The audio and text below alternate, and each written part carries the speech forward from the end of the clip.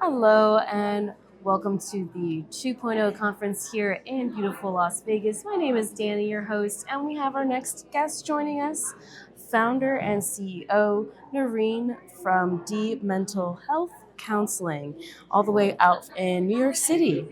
If you can introduce yourself and tell us about your practice. Sure. My name is Naureen, and I have my own practice for mental health counseling. Naureen D is the last initial of my name. Mental health counseling. I see clients from mostly the Asian diaspora, spanning across different mental health topics um, for virtual counseling.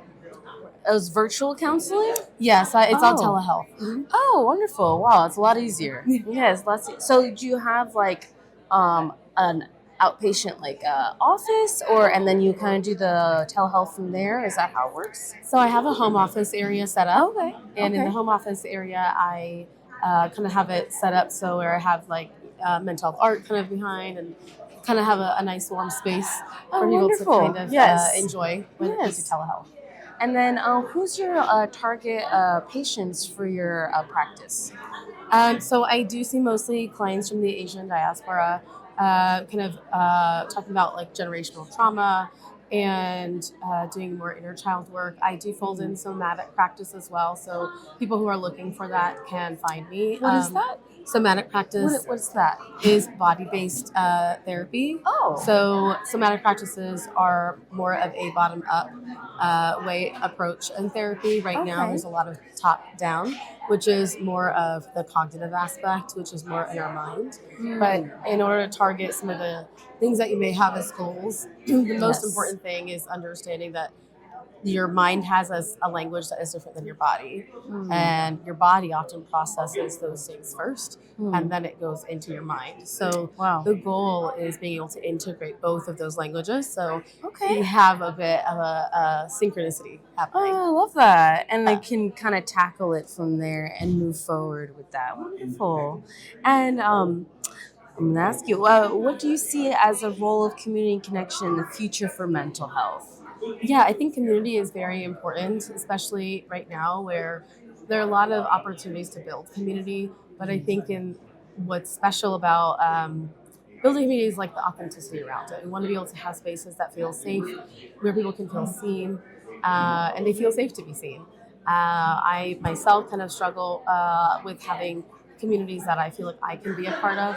So my goal is to provide communities where people who maybe have felt similarly can find as a place that they want to be in. Wonderful. And what's it called? What is? How have you felt with receiving the Excellence in Healthcare Award at the convention? It's been great. I think in this space, this is my first time attending the 2.0 conference. So in this space, it's nice to see other people being recognized for their work, and also just having the ability to be visible for your mission, your values, and what you're wanting to achieve from the work that from the work that you're doing. Wonderful, wonderful. And if anybody did want to follow in your footsteps, what do you recommend? Because I know you started in psychology that you were mentioning to me, and then you formed your own path. Yeah, I think the mental health world right now, there is a lot happening. There's a lot of ways to kind of enter. But I think the best advice I would give somebody is to be clear on what kind of role you want to play in the industry. There's a lot of people who are wanting to provide services, more of like a business model. Sometimes it's therapeutic, sometimes it's not. So the mental health space can offer a lot of different things. And I would say be clear on what it is that you're wanting to either solve as a problem or acknowledge in the community that you're a part of. Because representation matters anywhere and Yes. everywhere. And being able to provide that, I think, is essential. Oh, yes. It's beautiful. Beautiful. Thank you so much for joining us. Thank you so much for having me. Yes. Do you recommend LinkedIn, your website? What's the best way to connect and collaborate with you? Yeah, so right now I also do videos on YouTube for accessible and affordable free tools and education. wonderful. I don't think mental health has to be limited to what you Yes. pay. Yes. in terms of insurance or self-pay, because we're living in a capitalistic world, so we have to abide by that, but there are ways to go around it.